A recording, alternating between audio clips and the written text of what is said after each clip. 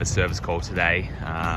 This particular location is a gym, and the service call is that they believe that this package unit, which does a weights area, isn't working, or cooling the space.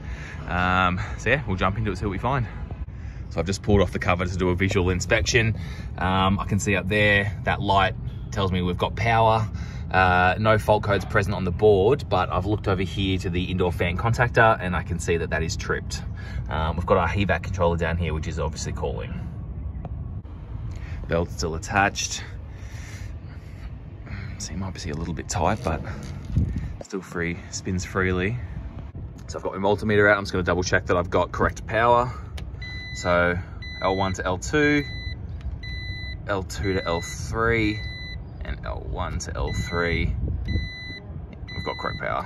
Just gonna isolate power, and I'll confirm that I've dropped power out. So between phases, yep, so we're good. I'm just gonna put my multimeter onto ohms, and I'm gonna test between earth and each of our phases to see if we have any direct shorts. All right, so I'm just gonna take for any direct shorts to earth. So on T1, nothing, T2, nothing, and T3, nothing.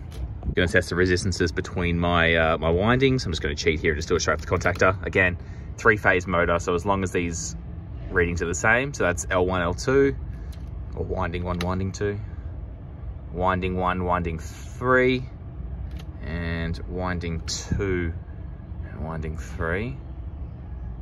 They're fine. So just to confirm 100% that there are no shorts to earth, I'm just gonna use my IR tester. So just test it. So I've got it hooked up to earth there. I'll go to earth here. All right, so I'll show that on the camera so you can see. So that is 0 ohms of resistance. So that's, and now I'm gonna test between L1. That's good. That's good. And that's good. Okay, so no shorts to earth.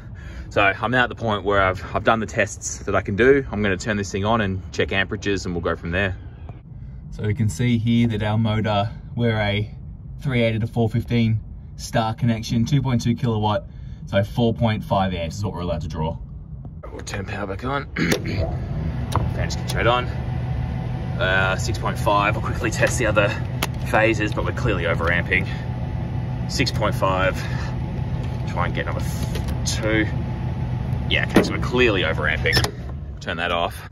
So I've actually removed the belt so I can spin each of the pulleys individually and hear the bearings. And I spun this, and yeah, that's a pretty bad bearing noise there. So motor definitely needs to be replaced. I spun this. It sounds a little gritty, so I'm thinking I might go ahead and just replace the bearings on this as well, just to get it all done in one hit. But yeah, our main issue is definitely this, the bearing inside this motor here. All packed up now, got the sizes of the pulleys and the motor and the bearings as well, so we'll get that ordered and come back here and fix it. But it's starting to rain now, so I'm gonna pack up and get out of the rain.